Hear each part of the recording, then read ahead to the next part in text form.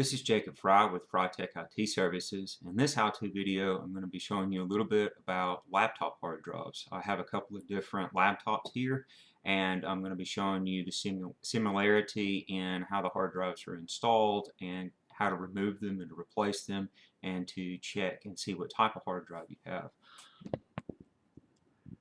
Now, right here for this laptop, it's a Toshiba Satellite, and most of these laptops are the same.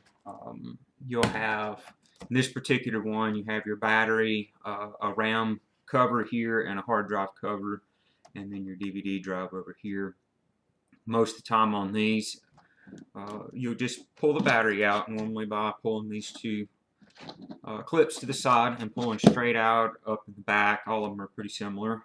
Make sure you're grounded. I ground myself normally on a computer case or something very similar. You can kind of feel static in your hair, on your arms, things like that as well. So make sure you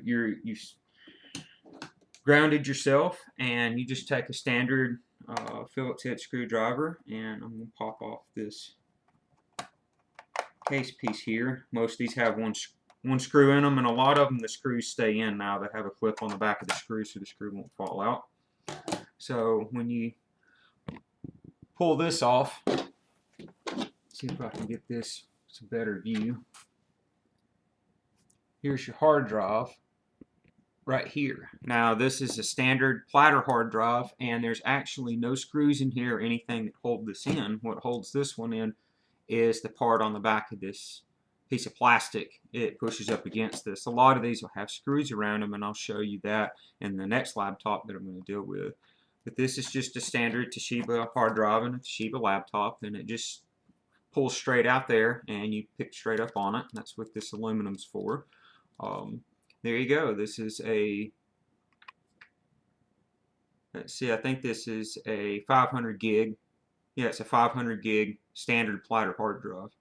So normally once you have your hard drive out, you can replace it by buying another one, putting it in. But as far as getting Windows on it and installing everything properly on it, that's a whole different story. And I might create a how-to on that. But this one I'm just focusing on the hardware part of it. So once you pull that out, you can take another one. All you do is take this case off right here. It's got 4 screws in it. You just unscrew each one of these sides here, and then this will come off, and you put the new hard drive in, and just the exact same way where the tab's in the back, and put the 4 screws in, and then you'll just lay it down in here. It's got little guides where these screws go. I don't know if you can see right there, but right in here there's these little guides where these 4 screws on the hard drive go, and once you lay it in there, it just pushes straight into the slot. If I can get the screws in the right spot here.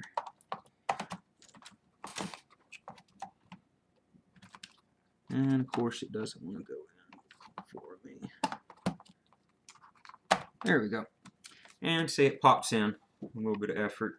And then all you would do is take this piece of plastic, and it's got little tabs here in the back that rock in first, and then the tabs on the side will go. So you just put it in the back. Make sure this little piece of aluminum falls out of the way. Put that on. I normally turn the screw backwards until you hear it click. That means it's in place and getting ready, and then you tighten it down, and you're ready to go. Then you just got to test and boot it up, make sure it boots correctly. If you're changing out to a new hard drive, of course, you're going to have to install all the software on there and everything like that. Now that's for this Toshiba, and I've used this Dell before. This is my personal Dell laptop. This one I'm going to show you how similar it is. You're going to pull the battery out, and this one actually pulls up from the back. You just remove the battery, and then it's got the 4 screws here. So you're just going to pop these 4 screws out. Now these particular screws do not stay in the case. They will come out, so try not to lose those.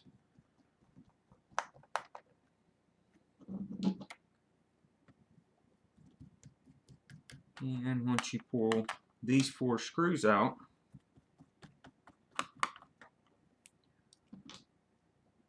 set my screwdriver down, just pull this towards you, or in this particular model, just pull that towards you, and you can set that off. That's your case bottom, and then from here you can get to pretty much everything. Here's your RAM.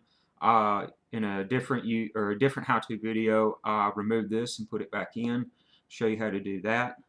To remove the hard drive, see, this is normally how it looks. Is you've got 4 screws in some configuration that'll pull out in a metal case around the hard drive.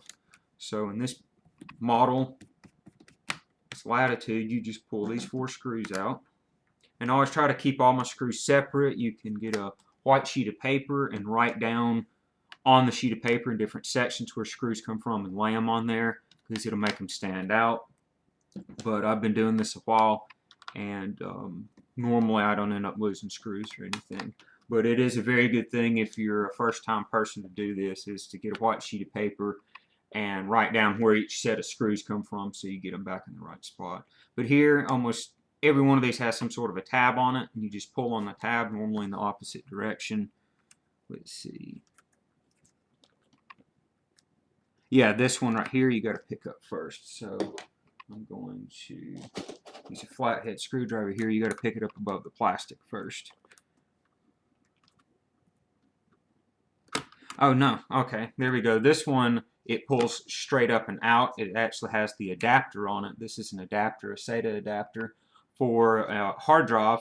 Some of these, to get them to where they make them smaller and smaller, they have different ways to sit these hard drives in. And see, right here, your SATA power port and data port are actually pointing up, and it has an adapter that plugs into your hard drive that goes down on there, so you'd actually pull straight up on this particular model.